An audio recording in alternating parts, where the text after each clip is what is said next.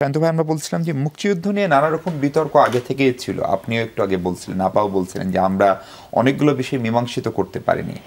সেই সময়ে এখন একটু অন্তর্বর্তীকালীন সরকার সেখানেও মুক্তিযোদ্ধার সংজ্ঞা, সহকারী মুক্তিযোদ্ধা, এমনকি মুক্তিযুদ্ধের শীর্ষ নেতৃত্ব যারা ছিলেন সেই সময়ে তাদেরকে মুক্তিযোদ্ধা তাদের উপাধি থাকবে কি থাকবে না সেটি নিয়ে বিতর্ক, সেই আলোচনাগুলো চলছে। এবং একই সাথে আমরা একটু ঐক্যের বাংলাদেশের কথাও এই সরকার বলছে। ফলে ঐক্য করতে গিয়ে আবার বিভাজন বাড়ার কোনো আশঙ্কা করেন কিনা, বা সব বিষয়ে আসলে বিভাজনের দরকারও আছে কিনা? দেখেন, আমাদের রাষ্ট্রের মূল ভিত্তির কিছু জায়গা আছে, তার মধ্যে অন্যতম হচ্ছে আমাদের মুক্তিযুদ্ধ।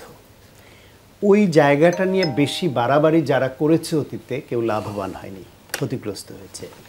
এখনও যদি ভিন্নভাবে ভিন্ন পথে বাড়াবাড়ি হয় সেটার রেজাল্টও ভালো আসবে না।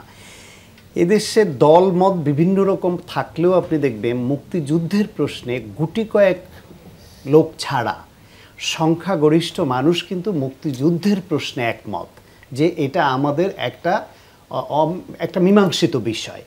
সেইখানে গিয়ে এটা নিয়ে নতুন করে এই সংজ্ঞা নির্ধারণ এইসব করা এই সরকারের এখন প্রয়োজনীয় বিষয় ছিল না।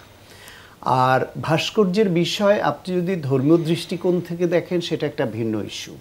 ধর্মীয় দৃষ্টিকোণ থেকে দেখলে বাংলাদেশটাকে তো আমূল বদলে ফেলতে হবে। এর ঋণ ব্যবস্থা, ব্যাংকিং ব্যবস্থা থেকে শুরু করে সিনেমা, নাটক, কালচার অনেক কিছুই তো আপনার ধর্মীয় রীতিনীতির সঙ্গে, ইসলাম ধর্মের রীতিনীতির সঙ্গে যাবে না।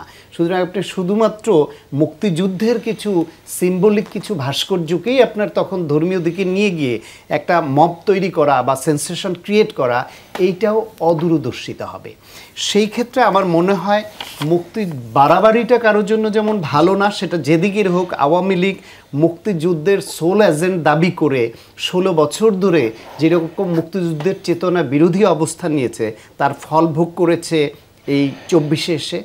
ঠিক একইভাবে কোনো গোষ্ঠী যদি এখন মুক্তিযুদ্ধকে আবার ভিন্নভাবে নিয়ে গিয়ে বাংলাদেশের নাম পাল্টে ফেলতে হবে, বাংলাদেশের মুক্তিযুদ্ধের নানান বিষয় আশয় অর্জন যা সেগুলোকে বিতর্কিত করতে হবে, মুক্তিযুদ্ধের ইতিহাসকে ভিন্নভাবে প্রবাহিত করতে হবে, যা বিকৃতি আছে সেটুকু রোধ হোক। কিন্তু বিকৃতি রোধ করতে গিয়ে নতুন বিকৃতির সৃষ্টি করতে যদি কেউ চায়, সেটাও এদেশের মানুষ হতে দেবে না এবং তার রেজাল্টও ভালো আসবে। এবং যেটা আপনি বলছিলেন ঐক্যের কথা, ফ্রম দ্য ভেরি বিগিনিং বাংলাদেশের অন্যতম প্রধান সমস্যা হচ্ছে বিভাজন। বাঙালি হচ্ছে গিয়ে বা বাংলাদেশের বাঙালিরা হচ্ছে বিভাজন প্রিয় জাতি। এরা বিভাজিত হতে এত ভালোবাসে, আত্মবিধ্বংসী বিভাজন তারা নিজেরা তৈরি করে। মুক্তিযুদ্ধের পরে একটা দেশের সমস্ত শক্তি মুক্তিযুদ্ধের পক্ষে, গুটি কয়েক পরাজিত শক্তি বিরুদ্ধে ছিল। সেই অবস্থায়ও বাংলাদেশটাকে বিভাজিত করে ফেলা হলো, একদলীয় দিকে নিয়ে যাওয়া হলো। আরেকদিকে মুক্তিযুদ্ধেরই একটা অংশ জাসদ নাম নিয়ে তরুণদেরকে সমাজতান্ত্রিক বাংলাদেশের দিকে উদ্বুদ্ধ করে বিভাজনটা আরেক দিকে নিয়ে যাওয়া হলো এবং একটা বিভাজিত জাতি নিয়ে বাংলাদেশ কিন্তু স্থির হতে পারলো না। ঠিক পরবর্তীতে এসে বাংলাদেশি জাতীয়তাবাদ, সেইখানেও বিভাজন। এখন 24 পরবর্তীতে একটা কিন্তু ঐক্যের জায়গা আছে। মুক্তিযুদ্ধের পরে যেমন আমার স্বাধীনতা, মুক্তিযুদ্ধ ঐক্যের একক ইউনিট ছিল, এখন ঐক্যের একক ইউনিট হওয়া উচিত হলো এই 24-এর গণ অভ্যুত্থান। কিন্তু গণ অভ্যুত্থানের পক্ষের শক্তিগুলো সে এক ইউনিটকে কিন্তু ইতিমধ্যেই ধরে নেই।